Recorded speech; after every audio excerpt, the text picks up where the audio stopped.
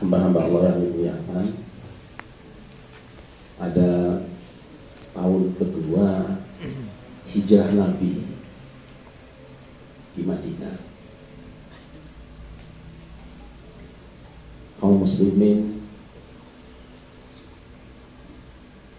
kembali diserang oleh kaum musyrikin.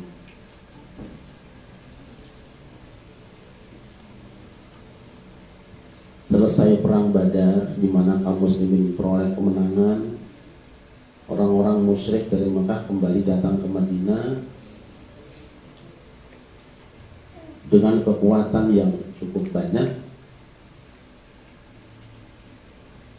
Mereka lebih kurang berjumlah 3.000 orang, sementara umat Islam hanya memiliki kekuatan lebih kurang 1.000 orang. Menghadapi ini kemudian Rasulullah memimpin para sahabatnya mengadakan muktamar atau rapat besar menghadapi apa yang disebut dengan perang Uhud. Saat itu pendapat terbagi dua. Ada yang berpendapat sebaiknya umat Islam bertahan di Madinah, namun sekelompok anak muda mengusulkan agar supaya umat Islam berangkat maju ke medan tempur.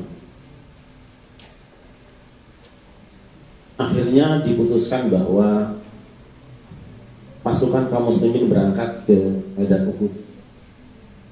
Namun baru saja berangkat, ada 300 orang lebih kurang yang meninggalkan pasukan. Mereka kemudian dikenal sebagai orang-orang munafik.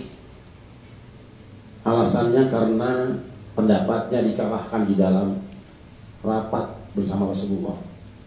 Padahal apapun hasil yang dipilih di dalam pertemuan itu seharusnya mengikat seluruh umat. Tapi memang dari awalnya orang-orang ini pikirannya sudah kotor. Rasul berpesan, berangkatlah kalian dengan nama Allah, dan nanti kalah atau menang kalian, jangan ada yang meninggalkan posnya masing-masing sebelum aku sampaikan bahwa perang sudah selesai. Dengan izin Allah, pasukan yang 300-700 orang itu sampai di medan Uhud, bertempur dengan kaum musyrikin, hampir memperoleh kemenangan, dan musuh-musuh sudah berantakan. Tiba-tiba Khalid bin Walid dan pasukannya yang kala itu masih musyrik lari meninggalkan harta rampasan perang di tengah medan. Saat itu terlihat sebagian umat Islam sudah mulai mengambil keuntungan perang. Menyaksikan mereka yang di depan mengambil keuntungan rampasan perang, orang-orang yang berada di atas bukit turun ramai-ramai menyerbu ke belakang. Dan saat mereka sedang berebutan seperti itulah kemudian pasukan kafir Quraisy kembali mengepung dari semua arah. Apa yang terjadi pada akhirnya? Banyak di antara umat Islam yang terbunuh, di antara pasukan Rasul yang terbunuh, bahkan ada di antara mereka yang terbunuh karena tertusuk oleh senjatanya sendiri karena keadaan kacau. Saat itulah Hamzah bin Abdul Muthalib kemudian dicincang perutnya oleh Wahsy, dan jeruannya, hatinya dimakan oleh Hindun yang memang sudah lama menjadi musuhnya. Tidak kurang sekitar 70 orang sahabat Rasul syahid kala itu. Dan menyaksikan hal tersebut, Rasul kemudian lewat lisannya yang sangat suci dia mengatakan, wallahi ya demi Allah wahai pamanku, jika satu saat aku diberikan kemenangan maka 30 kali ini akan kuhancurkan mereka. Sejak saat itu Rasul mengajak para sahabatnya untuk qunut nazilah selama 1 bulan lamanya, sehingga datang firman Allah, laisa laka minal amri syai'un aw yatuba 'alaihim aw yu'adzibahum fa innahum zalimun. Tidak ada urusan wahai Muhammad, apakah Allah akan mengampuni mereka atau menyiksa mereka, sesungguhnya mereka adalah orang-orang zalim. Umumnya mufassirin mengatakan bahwa orang zalim itu adalah orang-orang yang membunuh pasukan kaum muslimin di perang Uhud. Tapi kalau kita runut dari awal, bisa jadi kezaliman itu menimpa orang-orang yang munafik, yang hanya gara-gara kalah di pemilihan ketentuan itu kemudian mereka merongrong dan meninggalkan, tidak mau berjuang bersama rakyat yang lain. Bisa jadi orang-orang seperti itu. Yang kedua, bisa jadi juga ada di antara mereka yang belum selesai menuntaskan masalah, sudah berebutan fasilitas dan keuntungan. Mereka juga orang-orang yang buruk. Hamba Allah, kita sudah menyelesaikan berbagai hal. Kita kemarin berbeda pendapat. Kita kemarin berselisih paham. Seharusnya apa yang telah membuat kita berbeda kemarin selesai dengan selesainya antara itu.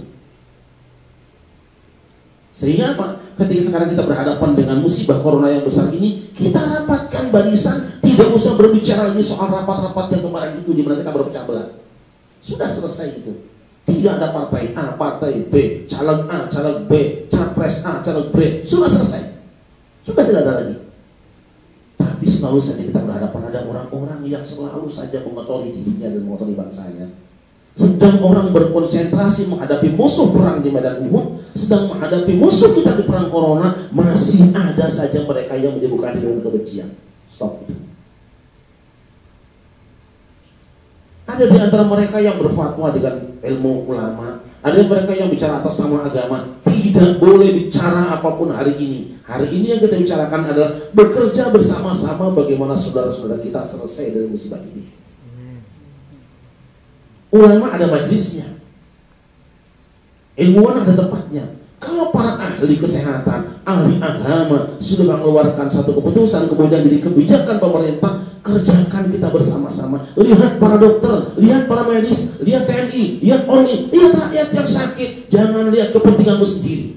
Maka siapapun hari ini yang bikin statement yang tidak mendukung kepada penyelesaian COVID ini, siapapun yang buat pernyataan atau tindakan atau perbuatan, menyebarkan tulisan yang hanya menimbulkan kegoncangan kebencian di tengah masyarakat, sebetulnya dia lebih berbahaya daripada corona. Hamba yang dimuliakan. Tapi tidak usah khawatir. Tidak usah khawatir. Masih ada di antara hamba-hamba Allah yang berhati tulus.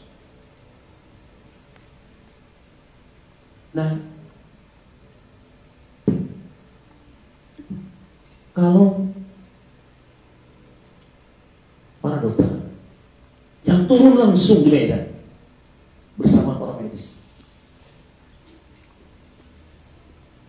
sudah mengeluarkan penjelasan, melihat bukti-bukti korban mereka yang sangat banyak. Kalau para ulama dengan ilmunya yang komprehensif sudah mengeluarkan fatwa, lalu jadi kebijakan stop yang lain. Jika kau seorang ulama, bicaralah yang banyak. Tapi daripada banyak bicara, kau bilang kerjakan ibadah ini seperti biasa, tidak usah banyak bicara. Turunlah engkau ke rumah sakit, bawa imanmu yang besar itu, ikut menangani corona. Kau lihat nanti buktinya. Jangan bicara di luar. Karena sebenarnya orang yang menganjurkan orang untuk berkumpul-kumpul, meninggalkan rumahnya untuk ke masjid, padahal sudah ada larangan, ada peringatan, itu sebenarnya dia sedang menginginkan kematian saudaranya, ingin menciptakan kematian dokter-dokter yang sedang bekerja keras. Wahai kalian, hamba yang dimuliakan, saatnya kita sekarang bersama-sama. Kalau ada ulama, ada wakil rakyat, ada tokoh masyarakat yang berbicara nyinyir ketika orang bekerja keras, dia lebih berbahaya dari corona.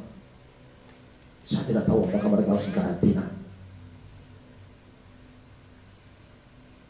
Apa tidak lihat korban saudara-saudara kita?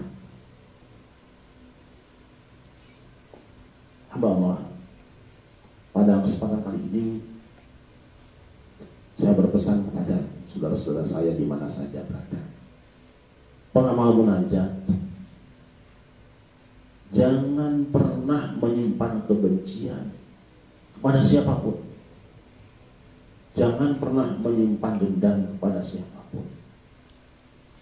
Jangan hanya gara-gara kamu berpikir tentang kamarmu, kau bakar kamar sebelahmu, nanti terbakar rumahmu dan korbannya juga kamu.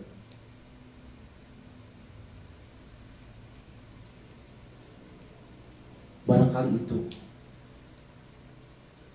Kalau tadi teman-teman yang membaca doa, alhamdulillah baca wirid ini, walaupun tempatnya berbeda-beda. Secara kebetulan saja nih adik saya alumni dari perguruan tinggi Al-Quran